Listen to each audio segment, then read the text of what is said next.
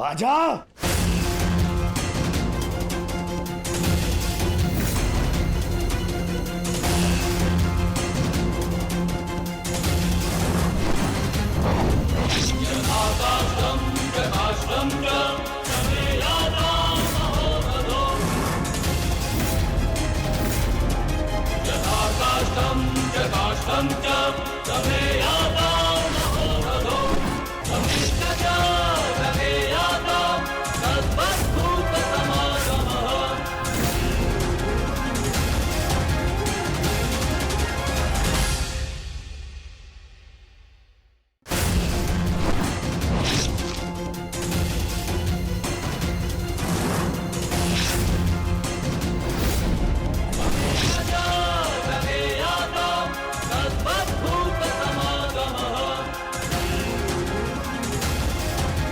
क्या हुआ अंगराज? कहां चला गया तुम्हारे बाणों का तेज? इससे अधिक पीड़ा तो मुझे कांटे दे देते।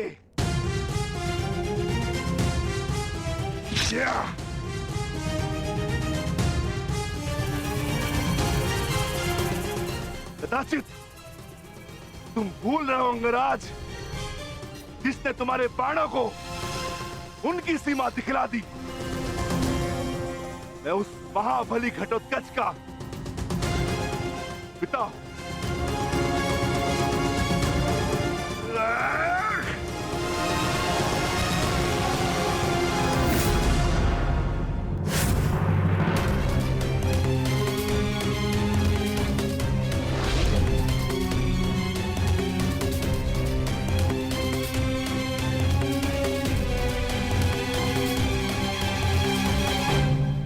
रुक जाओ कौन?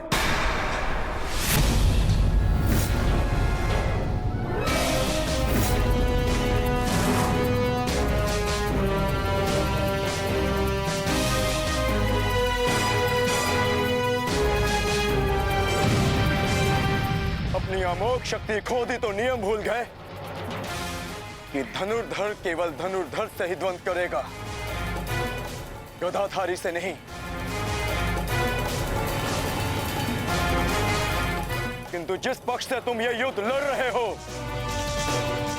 उनका कर्म ही नियम तोड़ना और अधर्म करना है। इसलिए तुमसे नियम की और अधर्म की आशा रखना व्यर्थ है। किन नियमों की बात कर रहे हो अर्जुन? नियमों का उल्लंघन केवल कौरवों ने नहीं, पांडवों ने भी किया है।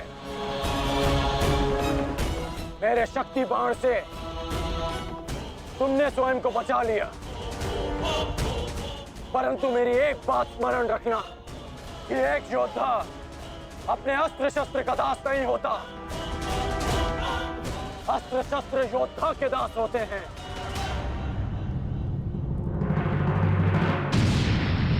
तुम्हें परास्त करने के लिए मुझे किसी कवच और शक्ति की आवश्यकता नहीं है अर्जुन। उसके लिए मेरा कौशल ही पर्याप्त है।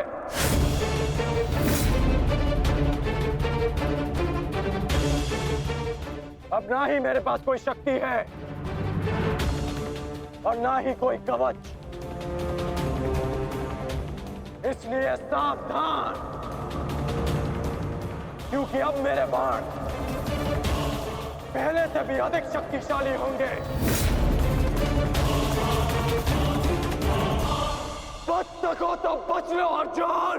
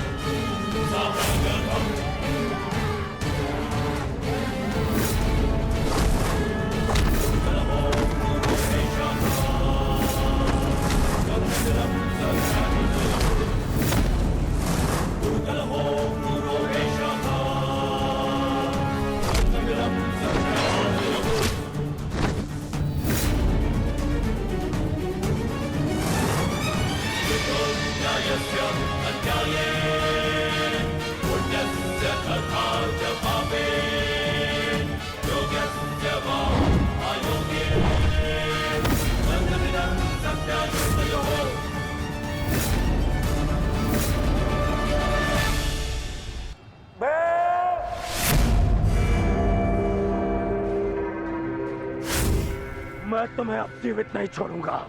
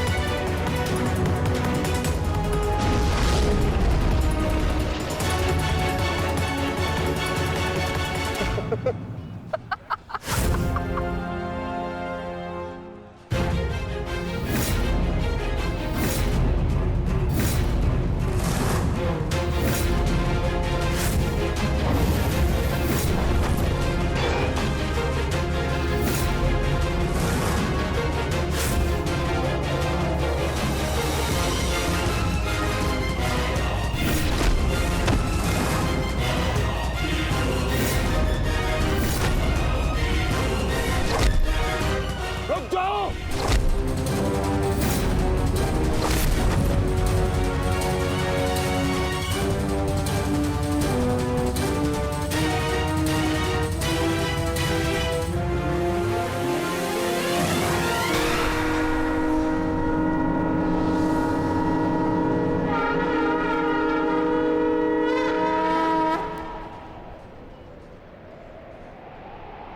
रुक जाओ भीम। प्रतिक्रमण।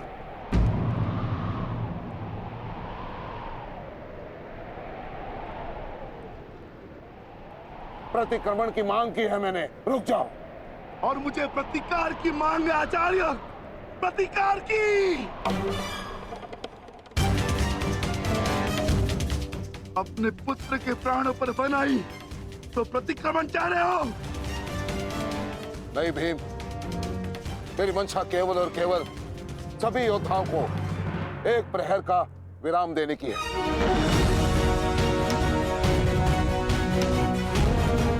जिसकी आवश्यकता तुम्हें भी है।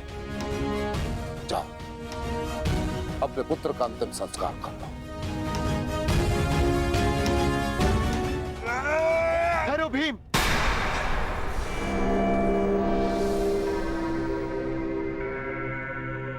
हम में और कौरवों में अंतर है भीम।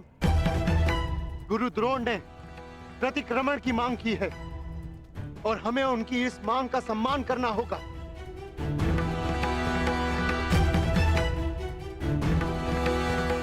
मत करो भीम, मत करो। छोड़ दो भीम, छोड़ दो इसे।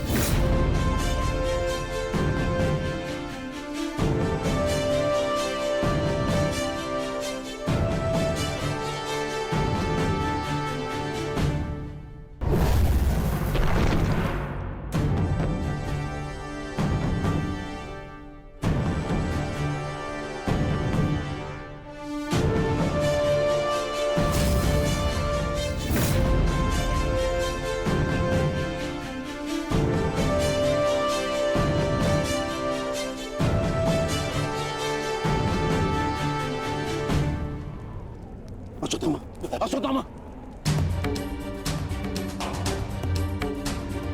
तुम ठीक तो हो पुत्र? पिताश्री,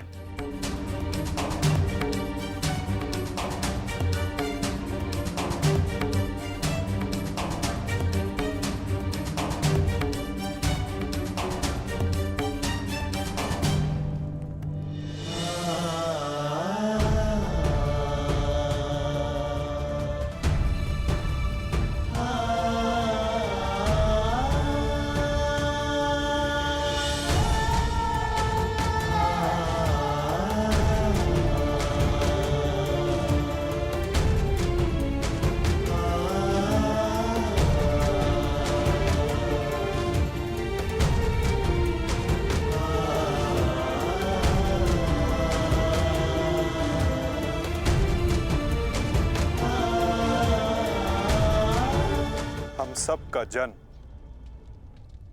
किसी उद्देश्य के लिए होता है। हम अपने जीवन का मंतव्य पूर्ण करके अपने गंतव्य पर चले जाते हैं। और यदि एक वीर अपने जीवन का उद्देश्य पूर्ण करते समय वीर गति को प्राप्त हो जाए तो उसे मोक्ष की प्राप्ति होती है।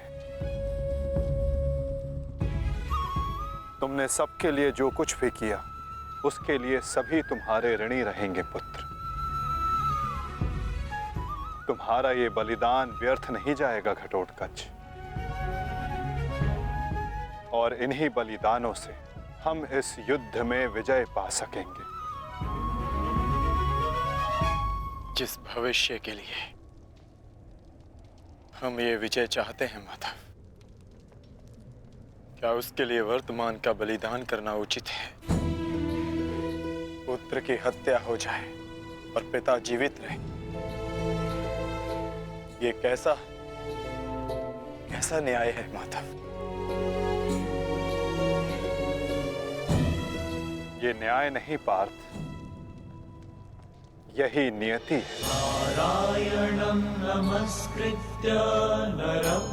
धर्म स्थापना के लिए जिनका बलिदान आवश्यक है उन्हें अपना बलिदान देना होगा पार्थ। और जिनका जीवन आवश्यक है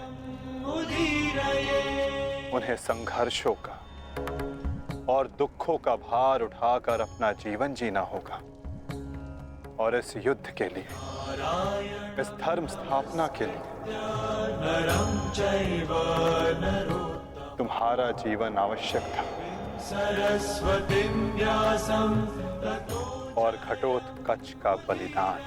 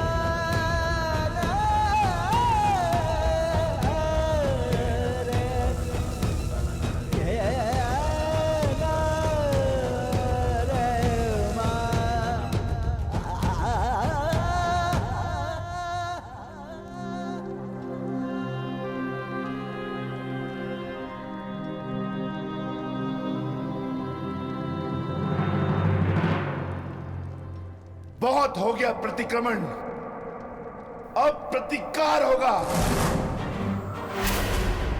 प्रतिकार होगा विकोदर,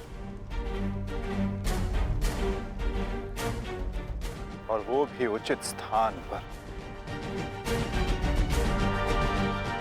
और अब हमारा लक्ष्य होगा कौरव सेनापति द्रोण।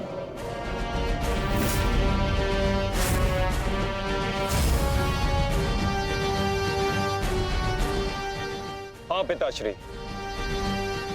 कर्ण के पास केवल एक ही अस्त्र था अर्जुन के विरुद्ध, और वो उसका प्रयोग कर चुका है। अब ना तो उसके पास कोई शक्ति है और ना ही कोई कवच, इसलिए अब वो हमारे लिए संकट नहीं, किंतु आचार्य द्रोण को रोकना अति आवश्यक है।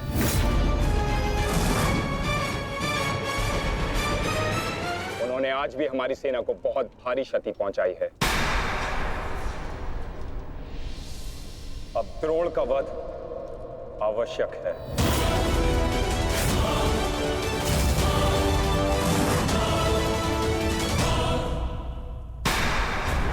पिताश्री, पिताश्री,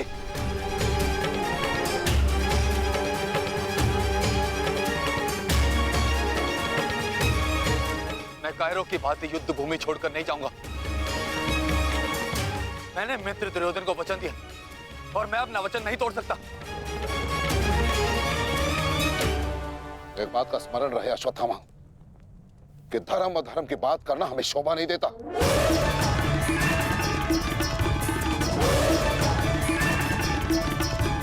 स्मरण है तुम्हें युद्ध भूमि में क्या हुआ? भीम तुम्हारा वध करने वाला था पुत्र। उसने यदि आज नहीं किया तो कल अवश्य कर देगा।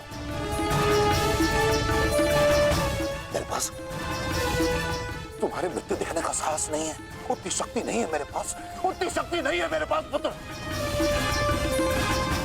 यदि तुम चाहते हो कि मैं यह युद्ध लड़ूं, तो तुम्हें युद्ध भूमि का त्याग देना होगा।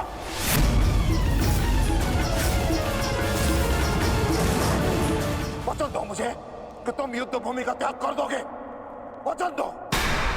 आचार्य द्रोण, यदि ऐसा है तो आप यह युद्ध भूमि छोड़कर जा सकते हैं, परंतु मेरा ये मित्र कहीं नहीं जाएगा। वैसे भी आप हमारे सेनापति हैं ना। सेनापति होने के पश्चात भी आप उन विपक्षियों का कुछ कर नहीं पाए, क्योंकि वो विपक्षी आपके प्रिय शिष्य हैं, इसलिए कुछ नहीं कर पाए हैं आप। शांत हो जाओ मित्र।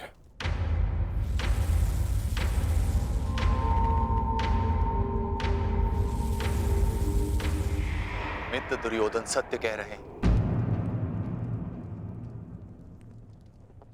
मेरे पिता ने पक्षपात किया है। उन्होंने अपने दिए वचन को पूर्ण नहीं किया, और इसी कारण आज हमारे परिवार पर प्रश्न उठना आवश्यक है। किंतु एक पक्षपाती पिता का पुत्र होने से अच्छा है कि मैं एक योद्धा की तरह रणभूमि में जाऊं और अपने प्राण गंवा दूं। बस अश्वत्थामा, अपने पिता से इस भांति कटु वचन कहना एक महान योद्धा को शोभा नहीं देता। जो अपने पिता का सबके सामने अपमान कर सकता है, उससे किसी और के सम्मान की आशा नहीं की जा सकती।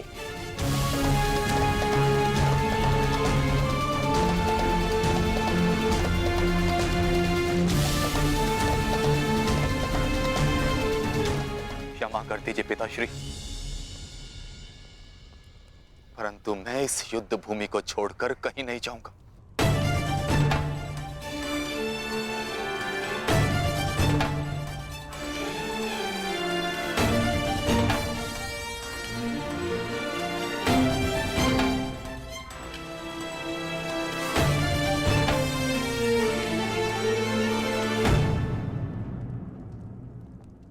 तो ठीक है पुत्र,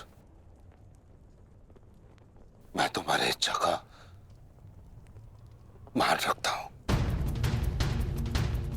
और आशा करता हूं कि नर्क से दूर रहने की शक्ति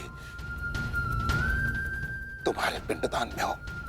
आज केवल तुम्हारे कारण मुझे संपूर्णता से धर्म का त्याग करना होगा। एक पुत्र पिता के लिए बल होता है, परंतु आज तुम मेरे लिए निर्बलता सिद्ध है। और आप भी सुन लीजिए युवराज, यदि मैंने अपने संपूर्ण जीवन काल में पुण्य किया है तो उन समस्त पुण्यों का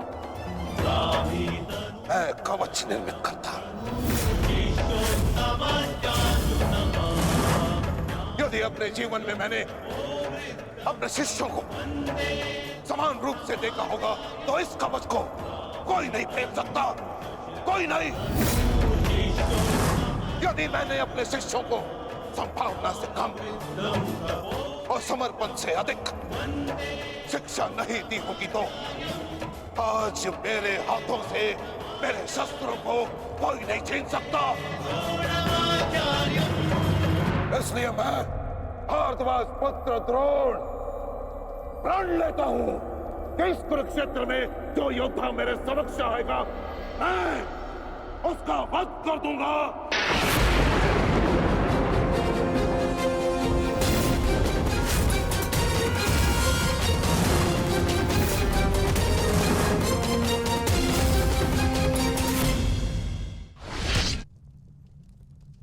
आचार्य द्रोण का वध करना सरल नहीं।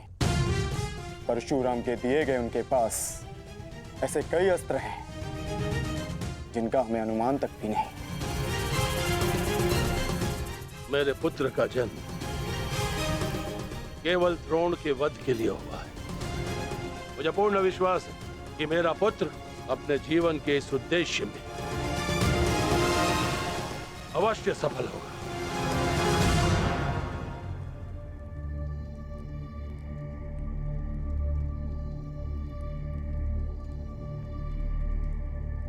ये युद्ध सरल नहीं है कर्ण। तुम्हें अपना ध्यान केवल युद्ध पर केंद्रित करना होगा। मेरी चिंता का कारण मोह है वृषाली। वो मोह जो बड़े से बड़े योद्धा को निर्बल कर देता है, और किसी की निर्बलता शत्रु का सबसे बड़ा शस्त्र न बन जाए। बस इसी बात की चिंता है। तुम्हारी चिंता स्वाभाविक है पार्थ। आचार्य द्रोण का वध करना सरल नहीं है, दृष्टद्युम्न के लिए भी नहीं।